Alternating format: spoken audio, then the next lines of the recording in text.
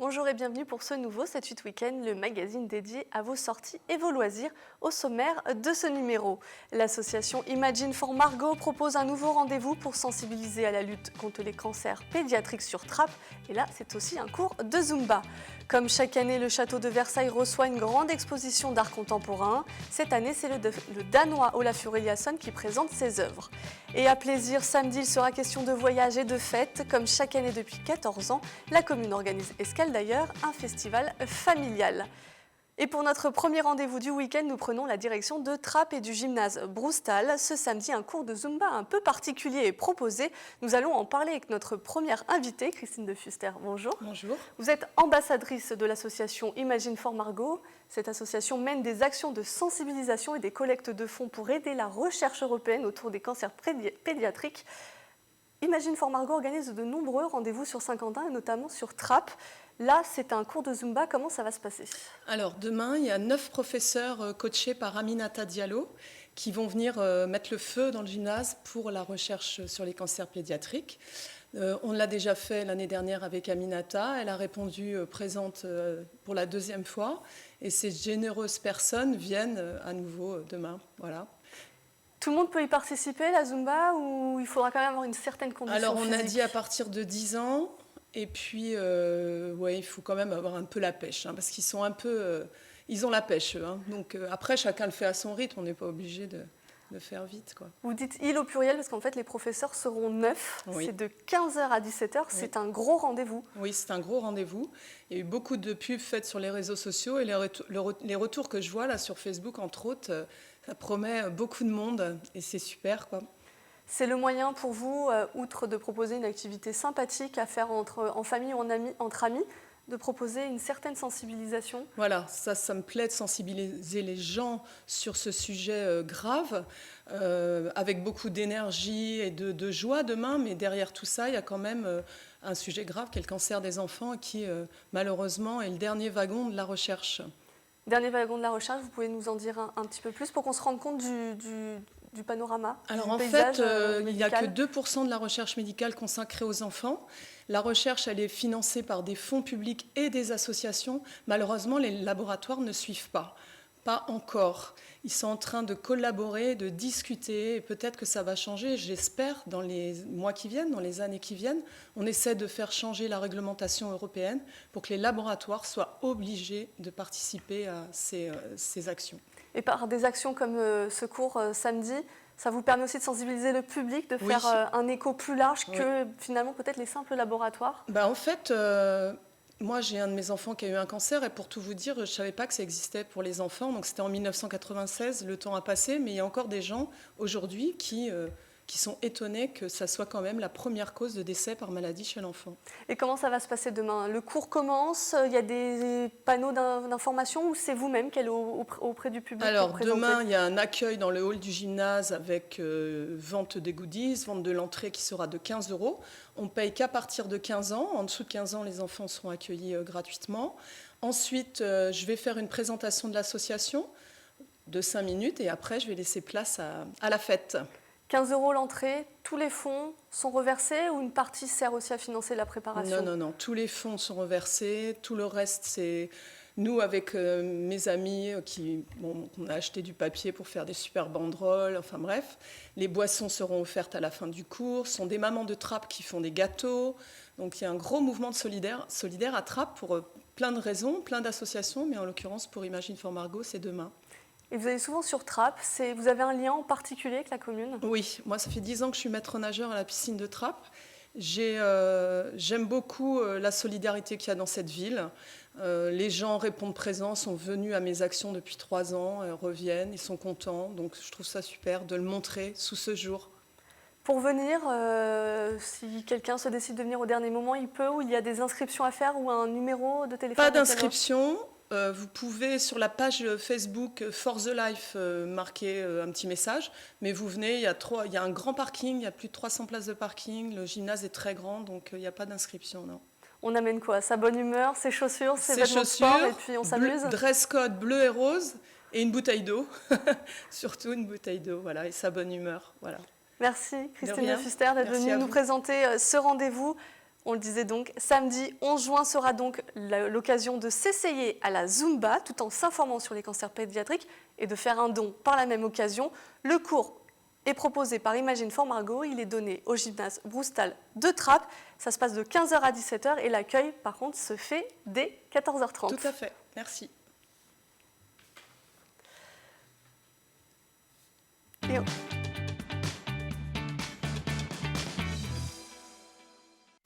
Pour cette page exposition, nous partons tout d'abord à Versailles, puisqu'après l'exposition contemporaine de l'année dernière d'Anish Kapoor, le château accueille Olafur Eliasson.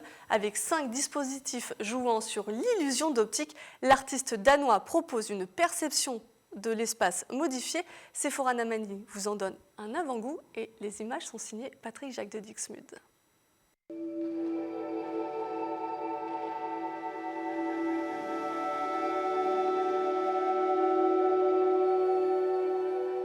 Cinq dispositifs, déployant jeux de miroirs et de lumière, viennent d'intégrer le château de Versailles. Un moyen pour Olafur Eliasson de rappeler que la cour a toujours été à Versailles un lieu d'observation constante de soi-même et des autres. L'artiste contemporain est l'invité du Roi Soleil jusqu'au 30 octobre. J'avais envie d'intégrer la scène dans une chambre de miroir et j'avais plutôt envie de montrer un dispositif optique. C'était très ambitieux et j'avais envie de travailler avec cette atmosphère, avec ce jardin. J'avais envie de connecter le jardin avec quelque chose de très léger. Les créations extérieures forment un triptyque autour du thème de l'eau. Voiles circulaires de fin brouillard, tapis de résidus de glacier du Groenland dans le bosquet de la Colonnade et installation d'une cascade dans l'axe du Grand Canal. Ces œuvres contemporaines diluent l'agencement formel des jardins et établissent une nouvelle perception de l'espace.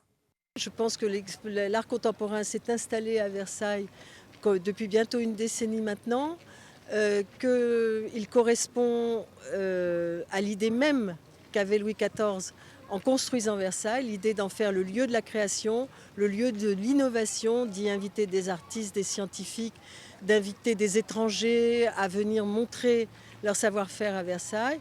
On ne fait que tirer ce fil. Les 8 dispositifs de l'artiste danois ont été réalisés dans son atelier à Berlin avec le concours des équipes du château de Versailles. Ces œuvres viennent s'ajouter aux nombreuses créations déjà exposées au Musée d'art moderne de Paris, au Tate moderne de Londres et au MoMA de New York. Du côté de Louvciennes, une exposition touche à sa fin. La maison de l'étang de la commune présente jusqu'au 12 juin les travaux de Dec, un artiste plurimédia, hymne mobile. Le nom de l'exposition s'intéresse à l'équilibre. Regardez. Pour se réaliser, Dec a besoin de mixer les genres et les médias, d'intégrer les technologies les plus contemporaines à son art. L'artiste plurimédia présente son exposition hymne mobile à la maison de l'étang de Louvciennes. Peinture, sculpture, installation, un travail éclectique mais qui reste axé autour de la thématique de l'équilibre. C'est trouver dans une sculpture un point d'équilibre. Là, il y en a une, on se dit, hop, ça tient, oui, ça tient, mais ça pourrait s'écrouler. Et une toile, c'est pareil, il y a un équilibre entre les couleurs, entre la disposition de la couleur sur la toile, la façon dont ça a été disposé. Il y a une installation derrière avec des miroirs, un jeu de courant d'air, des LED, pour que ça bouge, pour qu'il y ait un retour sur le plafond de la lumière, un renvoi de la lumière. Donc tout est question d'équilibre.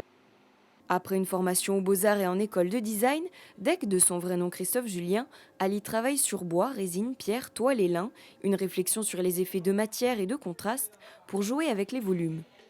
Le volume est important et je pense qu'une exposition, pour qu'elle soit vivante aujourd'hui, il faut également intégrer une mise en scène. Et c'est vrai que je fais également la mise en scène de mes expositions.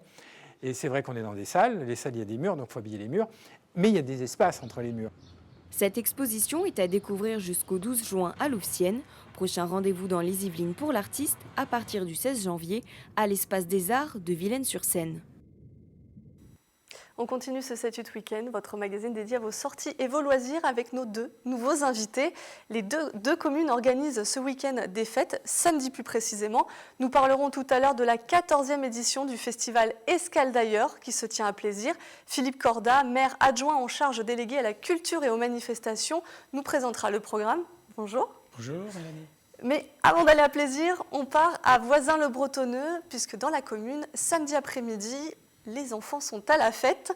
Nathalie Ferré-Puig, bonjour. Bonjour. Vous êtes la maire adjointe en charge notamment des centres de loisirs et de la petite enfance de la commune. Alors une grosse après-midi juste pour les enfants, d'où est venue l'idée? Alors voilà, donc c'est notre deuxième édition. En 2015, écoutez, on a décidé d'innover en la matière et on a décidé de présenter toute une année de travail des équipes dédiées à la petite enfance. Donc ça fait suite à la programmation des temps périscolaires qui avaient été mis en place et on a associé la petite enfance avec les crèches et les structures de garderie municipales, puis les assistantes maternelles. Voilà, on a regroupé tous les intervenants. On leur a demandé de nous concocter un événement pour que les enfants retrouvent un petit peu ce qu'ils ont fait tout au long de l'année et le présentent à leur famille. Ils vont présenter quoi? Des spectacles, des petites scénettes, des expositions? Alors, en fait, c'est multiple. Il y a une exposition donc, dans la maison de Cauville qui va présenter les œuvres des enfants, des différents centres de loisirs de la ville, des petits travaux effectués aussi par les enfants des structures petite enfance. Et puis, dans le jardin Eugène Fleuret, dans la cour de Cauville, à l'intérieur de la salle de la Tour, des ateliers qui reprennent ce qu'ils ont découvert tout au long de l'année. C'est un moyen aussi de mettre à l'honneur les plus jeunes de la commune et de montrer ce qu'ils font pour faire vivre la commune aussi. Alors, un moyen de mettre les plus jeunes à l'honneur, ainsi que toutes les équipes éducatives qui les accompagnent au quotidien. C'est un travail exceptionnel. J'invite tous les Vicinois et tous les habitants du territoire à venir. C'est une fête ouverte à tous. L'exposition dans la maison de Cauville sera prolongée jusqu'à mercredi. Donc vraiment, c'est un moment de partage, de convivialité et d'un niveau relationnel exceptionnel. Un partage et une convivialité qui commence dès midi avec un pique-nique. Voilà, alors le pique-nique familial, donc chaque famille amène son pique-nique et sera invitée à s'installer dans le jardin Eugène Fleuret. Des chaises longues ont été prévues, les arbres sont là pour prêter l'ombrage si le dieu soleil veut bien nous honorer de sa présence. Et puis après, à 14h, l'ouverture des festivités et une conclusion qui a été préparée pour les familles et leurs enfants, avec le bal de la compagnie dont j'ai oublié le nom, donc, qui s'appelle la compagnie Mambo Swing Tagada. Vous me parlez, c'est un travail sur toute l'année avec les centres. Oui. Vous, au sein avec les acteurs, ça a été long aussi à mettre en place pour trouver quoi faire pour animer? Alors, trouver quoi faire, non. Mais ce qui a été long, ça a été de préparer toute la coordination de toutes les équipes qui ont l'habitude de travailler chacune de leur côté. Et là, eh bien, on a fait interagir les équipes entre elles. Et ça aussi, c'est très important de générer de la synergie entre nos équipes qui sont dédiées aux enfants tout au long de l'année. Et vous faites ça aussi dans la maison de Cauville et autour, qui est un lieu fort de la commune, qui est central. C'est un de nos lieux de patrimoine historique majeur.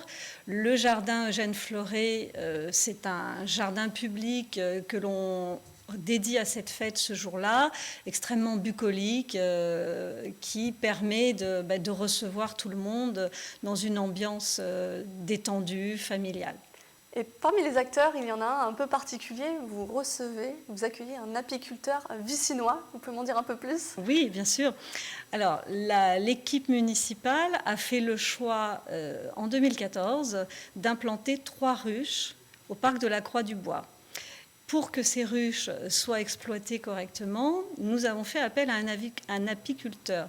Et grande chance, nous avons un Vicinois qui veut rester anonyme, mais qui est un apiculteur avec qui la mairie a contracté pour l'exploitation des ruches. Et samedi, ce sera la dégustation de la première récolte 100% made in Croix-du-Bois, Voisins-le-Bretonneux. Donc vous n'avez pas encore eu l'honneur d'y goûter, vous allez découvrir ça ce week-end comme voilà, les Vicinois. C'est une grande première, nous allons offrir à tous le plaisir de découvrir. Et d'un point de vue pratique, il y a des inscriptions où l'entrée est libre? Non, il n'y a aucune inscription, c'est libre à partir de 12h jusqu'à la clôture par le spectacle. Mais les enfants ne sont pas laissés avec les animateurs, les parents Alors, restent les sur enfants place. sont sous la surveillance des parents qui eux-mêmes auront le plaisir de participer aux ateliers. Et comme on parlait des centres de loisirs et de la petite enfance, est-ce qu'il y a quand même un âge limite, peut-être chez les grands ou chez les plus petits, pour les animations? Non, c'est vraiment la fête de l'enfance. Les grands frères, les grandes sœurs, les anciens dès que eux peuvent participer. Merci Nathalie Ferret. Alors, si vous me permettez, je veux vous apporter une précision parce que cette fête, elle a une autre connotation. Nous allons offrir en partenariat avec le Golf de Buc une animation golfique. Alors ça, c'est la première animation de voisins en route pour la Ryder Cup. C'est-à-dire que là, c'est le point de départ de différentes animations d'ici les 2 prochaines années pour que Voisins soit aussi la ville de la Ryder Cup. Puisque la Ryder Cup se tiendra en 2018 voilà, sur le territoire. Le territoire, donc le golf est à Magny, mais quelque part on est déjà à Voisins. Donc pour nous, c'est aussi un événement majeur que de lancer les préparatifs de la Ryder Cup. Merci Nathalie Ferret-Puig. Donc pour découvrir le golf, goûter le premier miel vicinois. Et pour les Vicinois qui voudraient juste faire la fête avec leur famille et leurs amis, la fête des enfants commence donc dès midi avec un pique-nique avant de proposer tout un tas d'animations. Rendez-vous samedi 11 juin à la maison de Cauville. On fait un saut, on va à plaisir avec Philippe Corda, parce que là il sera question d'un voyage d'art, de tous les arts à travers le monde. Vous proposez la 14e édition d'Escale d'ailleurs. Un rendez-vous immanquable maintenant pour les Plaisirois? Oui, effectivement, c'est près de 10 à 12 000 personnes qui viennent chaque année. Cette 14e édition reprend les standards et offre, comme d'habitude, quelques nouveautés. On en parle tout au long de l'année avec nos Plaisirois qui attendent avec impatience l'événement, mais aussi avec les associations qui sont des acteurs forts et des partenaires même de l'événement. C'est une journée placée sous le signe de la fête, du voyage. On voit l'image l'an dernier, oui. Il y avait des déambulations. Alors effectivement, l'idée c'est de présenter les cultures du monde à travers 4 pôles principaux, donc la danse, la musique, les jeux, mais aussi des déambulations, des expositions qui vont permettre un petit peu à tous les visiteurs de se promener, de voyager, de rêver, de participer et de contribuer à cette fête familiale. Vous parliez de nouveautés. Quelles sont-elles? Alors, il y a quelques surprises. Donc, on ne va pas tout dévoiler, mais il faut donner un petit Voilà, il faut donner quelques petites choses. Alors, on a un projet important sur la ville cette année qui est les fresques du Valibou. Donc, c'est un projet partenariat avec l'Opivois, la ville et puis les habitants pour construire et préparer des fresques sur les murs de leur résidence. Et donc, nous allons avoir le privilège de dévoiler les premières maquettes de ces fresques. C'est un projet que vous suivez régulièrement et pour lequel on a bien sûr une grande fierté et on sera très content de les montrer à l'ensemble des Plaisirois et pas seulement aux habitants du quartier. Et puis une deuxième nouveauté, c'est dans le cadre du jumelage. On a une association très active aussi avec les villes de Gestart et de Kuldiga en Lettonie. Et là, ils viendront sur le pôle danse nous offrir un peu de danse folklorique et puis du hip-hop à l'allemande. Voilà, petite surprise à découvrir. Escale d'ailleurs, c'est une fête proposée par la mairie, mais tous les acteurs de la commune sont mis en avant.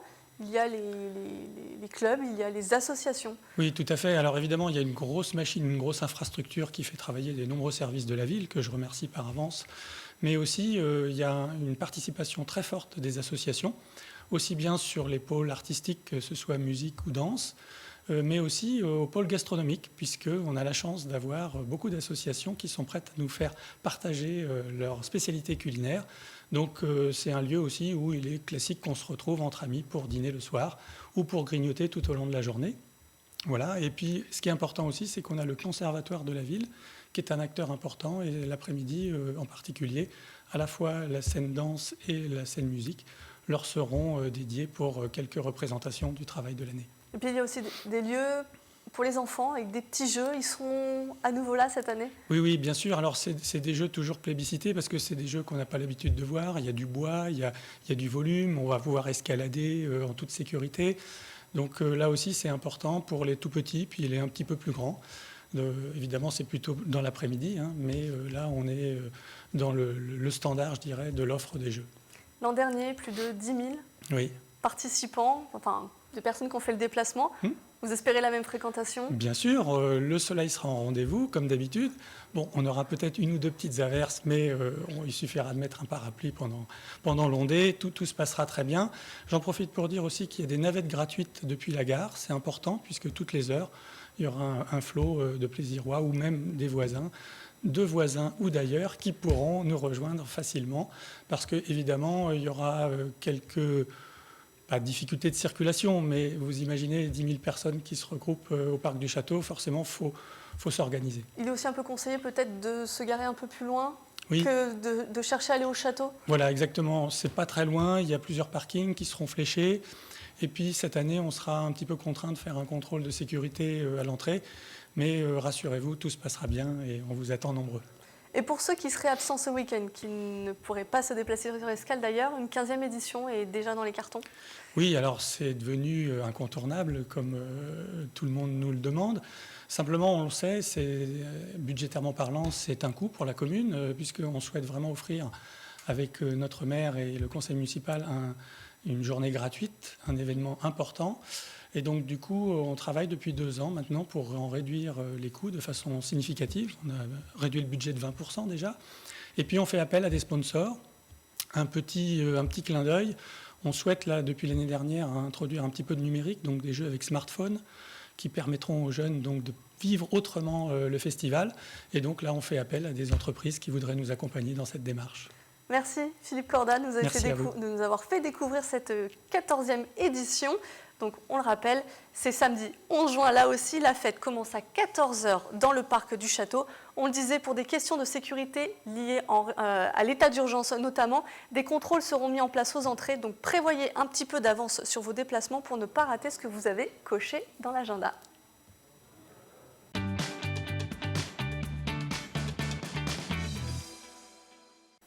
Et si c'est dans les salles obscures que vous souhaitez vous rendre, Cyril Haddad de l'espace Philippe Noiret au Clé-sous-Bois vous présente son coup de cœur. On l'écoute. Cette semaine, notre coup de cœur est le film Elle, réalisé par Paul Verhoeven avec Isabelle Huppert. Michel fait partie de ces femmes que rien ne semble atteindre. À la tête d'une grande entreprise de jeux vidéo, elle gère ses affaires comme sa vie sentimentale, d'une main de fer. Sa vie bascule lorsqu'elle est agressée chez elle par un mystérieux inconnu. Inébranlable, Michel se met à le traquer en retour. Un jeu étrange s'installe alors entre eux. Un jeu qui, à tout instant, peut dégénérer. Elle signe le retour d'un Paul Verhoeven, plus que jamais passé maître dans l'art de déranger. Pour son premier tournage en France, le réalisateur de Basic Instinct mène son dernier thriller avec une virtuosité emballante. Il fallait tout le talent d'Isabelle Huppert pour incarner à la perfection ce sublime portrait d'une femme qui dissimule ses failles. Son interprétation est vraiment exceptionnelle. À la fois drôle et choquant, le film est un suspense à l'américaine. Elle est interdite aux moins de 12 ans et est à découvrir cette semaine à l'espace Philippe Noiret. On conclut cette page cinéma avec cette fois les sorties de la semaine. Camille Lambert et Manon Labatte sont allés recueillir vos avis, vos coups de cœur ou vos déceptions. C'est très bien, c'est un film un peu cliché au début parce qu'on s'attend quand même à... Mais la deuxième partie est très bien. Très très bien, c'est un beau film, bien joué. Super film. Tout le scénario, l'histoire, c'est vraiment du moment, enfin de la vie, c'est super. Bluffant. Toute l'image du film est géniale. Les acteurs, le jeu d'acteur est magnifique. Donc voilà, franchement, un très bon film, quoi.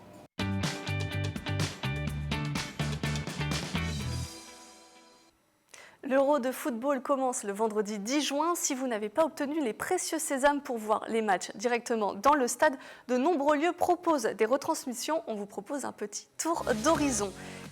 Et on commence tout de suite par le gymnase Pierre de Coubertin à Montigny. Du 18 au 24, les matchs de l'Euro seront retransmis sur écran géant à l'occasion du Village Foot. On passe au Bicyclers 50 en Yvelines. Le nouveau restaurant situé à côté du Vélodrome pourra recevoir plus de 140 personnes. À Montigny, le bistrot du théâtre a installé des grands écrans et habillé la structure aux couleurs de la France. Cap à présent sur Voisin, le bar Le Fabs diffusera l'ensemble de la compétition sur grand écran. Une cinquantaine de supporters est attendue à chaque match. Le bar bar aux dents de Paty vous accueille du mardi au dimanche dans une ambiance irlandaise. C'est l'idéal pour suivre les matchs des Britanniques. À Morpa, le VNB Cave diffusera tous les matchs de l'équipe de France et les matchs importants après les poules. À Guyancourt, Urban Soccer proposera des écrans géants, plus de 300 mètres carrés pour jouer aussi. À Versailles, le bar Montboron projettera les matchs de l'Euro sur grand écran, rue Jouvencel. Toujours à Versailles, le bar Pub au Paris proposera comme à chaque grande compétition les matchs en direct. 2 écrans plats seront installés. Et enfin, on termine avec Rambouillet où le bar Napoléon diffusera l'intégralité de la compétition. Voilà, le 7-8 Week-end est maintenant terminé. La semaine prochaine, c'est Mickaël et Nuit d'Euro qui vous donnera des idées sorties et loisirs. D'ici là, je vous souhaite un excellent week-end.